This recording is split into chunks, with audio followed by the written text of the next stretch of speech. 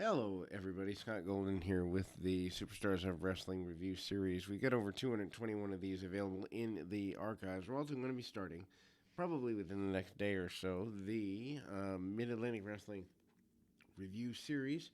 So check us out for that, 81 through 80, end of 81 through 86. So that's going to be fun because it's new stuff for me in the old school realm, which is cool. Always enjoying that. But here, much different world as 1994, the 16th of July. Typhoon and Yokozuna kicking us off, so maybe they need to jumpstart the summer. As imagined, Typhoon runs into a bit of a challenge with Yokozuna, as one would expect. The shoulder tackle sends Yokozuna off his feet finally, but Yoko jumps his man, I wouldn't say from behind, but jumps him pretty hard, and some karate thrust sends him to the outside of the ring. Yoko in control the majority of the match, misses a splash in the corner. Eventually, at one point, Typhoon does manage to hit a clothesline, although doesn't keep Yokozuna off his feet very long, and eventually Crush runs in and interferes to help his stablemate Yokozuna. They do it, and that leads to a disqualification victory for that man. Highlights of a 1-2-3 Kid and Nikita Koloff and other 1-2-3 Kid important matches, including his classic match with Bret Hart, one of my favorite matches of all time during that time period, or during, I wouldn't say any time, but that's an interesting run there. Joey Morella was the referee for the bout. He was unfortunately, unceremoniously killed in a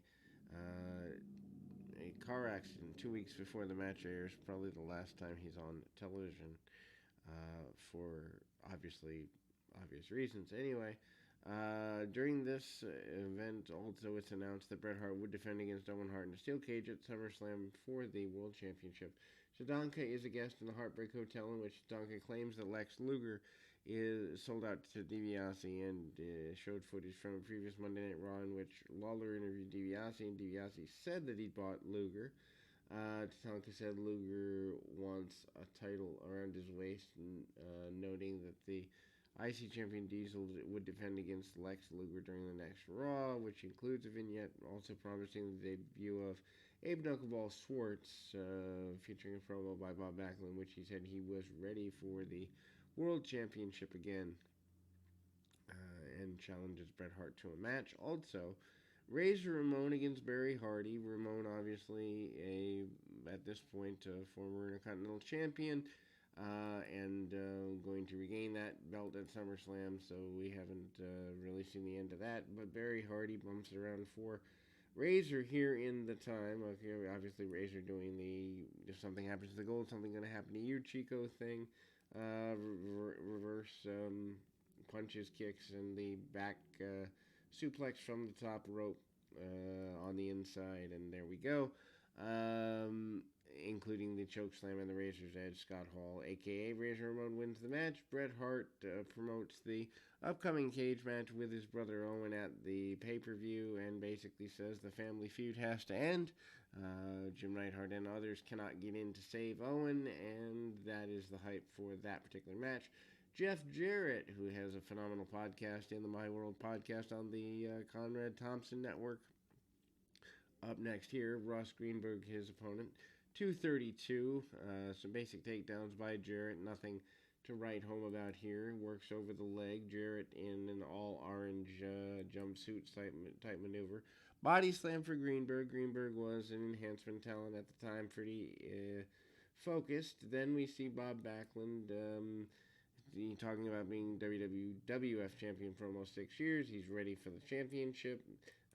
Also complaining about the fact that he was never officially defeated for the championship, claiming that Arnold Skaaland had thrown in the towel for him, but he never surrendered, and wanting a match with Bret Hart in the upcoming weeks for Bret Hart's championship. We move to the Tag Team Champion Head Shrinkers with Alpha and Captain Lou Albano, defeating Nick Barbary and Mike Bell 324. Fatu pins Bell with a splash off the top. Very basic maneuvers, very basic match. Punch, kick, Fatu and Samu. Fatu, of course, becomes Rikishi.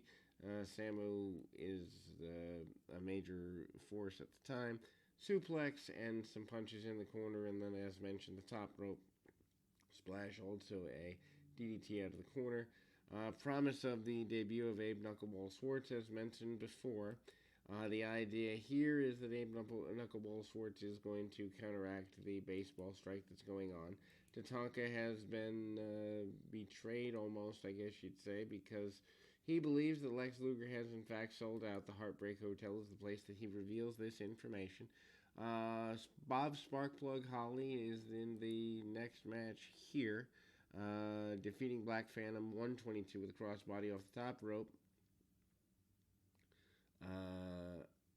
And there is a young fan doing a run there. Dropkick and the top rope crossbody, the main things here. Then we go to the final match in the day. Nikolai Volkov, Ted DiBiase against PJ Walker with the Boston Crab 136. Of course, Walker, later known as Just Incredible. That's a pretty big thing.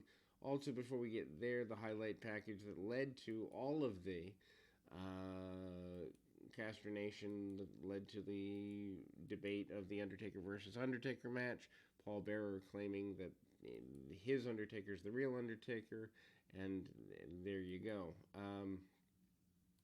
The Nikolai Volkov, PJ Walker match, nothing to write home about. Punch, kick, backbreaker, and basic stuff. Boston Crab, and a win for the member of the $1 Million Corporation here. As we close out the program, we'll be back with more right after this.